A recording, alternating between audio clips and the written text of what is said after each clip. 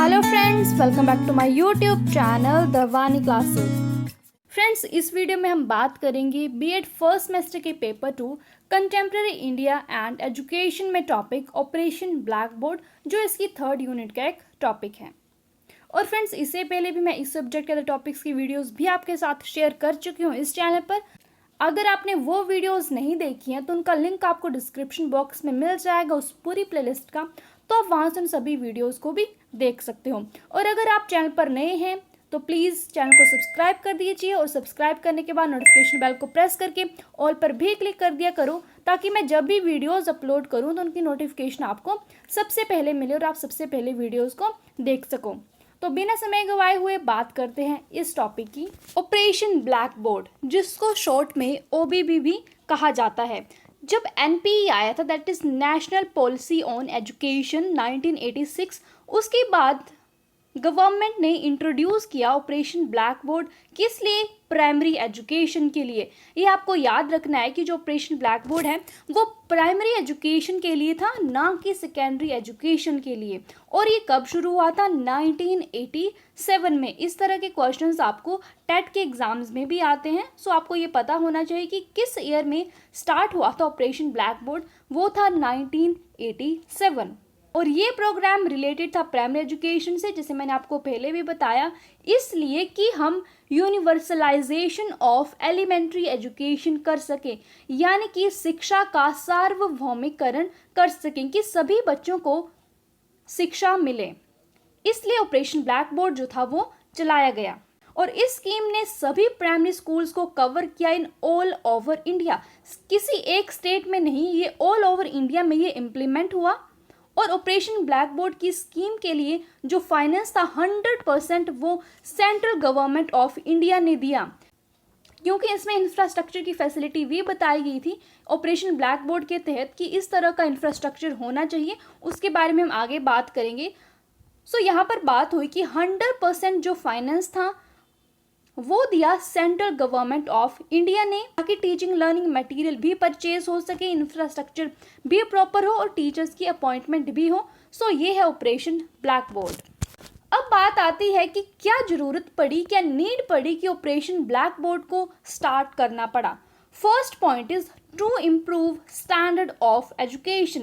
Education के standard को improve करने के लिए। Next, to solve the problem of wastage and stagnation. जो बच्चे ड्रॉप आउट कर रहे थे और फिर से स्कूल में एंटर नहीं हो रहे थे, उस प्रॉब्लम को सॉल्व करने के लिए ये प्रोग्राम चलाया गया। Third, for universalization of education. शिक्षा के सार्वभौमिकरण के लिए कि सभी बच्चे शिक्षा ग्रहण करें। Fourth, to create learning environment. Learning environment बनाने के लिए और बेसिक फैसिलिटीज बच्चों को मिल सके। वो बेसिक फैसिलिटीज थी जैसे रूम हो गई, इलेक्ट्रिसिटी हो गई, टॉयलेट्स हो गए वगैरह। Sixth one is for achievement of maximum literacy rate. साक्षरता दर तभी बढ़ेगी जब बच्चे स्कूल आएंगे। सो उसको अचीव करने के लिए ये ऑपरेशन ब्लैक बोर्ड स्टार्ट किया गया। And equal opportunity for all, कि सभी बच्चों को इक्वल अपॉर्चुनिटी मिले। And opportunity for weaker sections also. जो वीकर सेक्शंस हैं, एससी हैं, एसटीज हैं, ओबीसीज हैं, या फिर जो वुमेन है, माइनॉरिटीज हैं, उन सभी को अपॉर्चुनिटी मिले कि वो शिक्षा ग्रहण कर सकें। इन सब नीड्स की वजह से ऑपरेशन ब्लैक बोर्ड को स्टार्ट किया गया इन 1987। नेक्स्ट है कि जो ऑपरेशन ब्लैक बोर्ड चला उसकी कमेटी ने क्या क्या recommendations the. First recommendation is the state government should develop all decision making power. यानी कि जो भी डिसीजन लेने की पावर होगी वो किसके हाथ में होगी? जो स्टेट गवर्नमेंट होगी उसके हाथ में दी गई। Second one is village education committee, जिसको हम एसएमसी भी कहते हैं, स्कूल मैनेजमेंट कमेटी, वो भी ओपन करनी थी, ऐसा इसमें कहा गया। थर्ड, प्रायोरिटी दी जाए ऑपरेशन ब्लैक बोर्ड को। ये रिकमेंडेशन कमेटी ने दी कि जिस तरह से इसमें स्टेट किया गया है, जिस तरह का इंफ्रास्ट्रक्चर बताया गया है, जिस तरह से टीचर की अपॉइंटमेंट लिखी गई है, उसी ही तरह से हो। एंड फोर्थ, वुमेन टीचर्स की अपॉइंटमेंट हो। ये सारी रिकमेंडेशन थी जो ऑपरेशन ब्लैक बोर्ड में जो कमेटी थी उसने दी थी। अब बात करते हैं कि ऑपरेशन ब्लैक बोर्ड ने इंफ्रास्ट्रक्चर के लिए क्या कहा गया, क्या क्या प्रोविजंस दिए, या फिर उसको कंपोनेंट्स ऑफ ओबीबी भी हम बोल सकते हैं। First point is 2 room facility. जो प्राइमरी स्कूल हैं उसमें 2 क्लासरूम्स बने और वो भी क्लासरूम फुली इक्विप्ड हो, बच्चों को बैठने की प्रॉपर फैसिलिटी हो, उनके लिए टीचिंग एड्स हो वहाँ पर। Second point is at least 2 teachers तो हो ही हो प्राइमरी स्कूल्स में, और उन 2 टीचर्स से भी एक फीमेल टीचर हो। Third one is provision of teaching learning material. जो टीचिंग लर्निंग मटेरियल है वो प्रोवाइड किया जाए। उसमें मटेरियल हो सकता है ऑडियो एड्स हो सकते हैं जैसे रेडियो हो गया, विजुअल एड्स हो सकते हैं जैसे चार्ट्स हो गए, मॉडल्स हो गए, और ऑडियो विजुअल एड्स हो गई जैसे टीवीज हो गए। सो ये भी उसमें कहा गया था। Next point is water facility. पानी की फैसिलिटी भी हो स्कूल में, एंड सेपरेट टॉयलेट हो गर्ल्स के लिए, साथ में टेक्स्ट बुक्स हो, इंस्ट्रक्शनल बुक्स हो, सिलेबस गाइड्स हो, लाइब्रेरी में बुक्स हो, चार्ट्स हो, म्यूजिकल इंस्ट्रूमेंट्स हो बच्चों के लिए स्कूल में, स्कूल बेल हो, football, volleyball, map of India हो, ग्लोब हो, स्टेट का भी मैप हो, रेडियो, ब्लैक बोर्ड, टॉयज और साइंस किट। इस तरह की कुछ थिंग्स थी वो इस ऑपरेशन ब्लैक बोर्ड में कहा गया कि इस तरह से जो पूरा स्कूल है वो इक्विप्ड हो ताकि यूनिवर्सलाइजेशन ऑफ एजुकेशन हो सके। अब बात करते हैं कि क्या क्या problems I in the implementation of operation black board.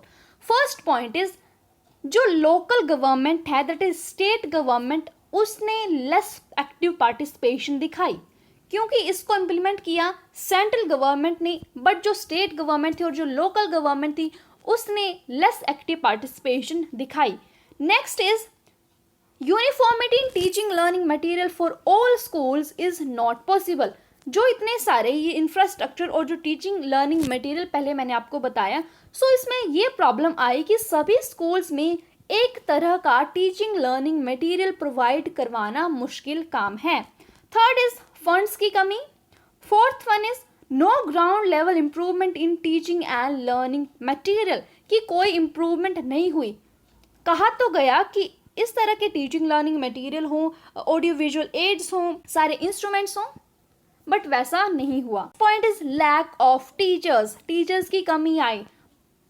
Primary school में सिर्फ एक ही टीचर्स था जो सभी बच्चों को पढ़ा रहा था, सो वो problem I. And single teacher school, जो मैंने आपको बताया कि सिर्फ एक ही टीचर के सहारे पूरा प्राइमरी स्कूल चल रहा था, यानी कि पूरी 5 क्लासेस सिर्फ एक ही टीचर चला रहा था।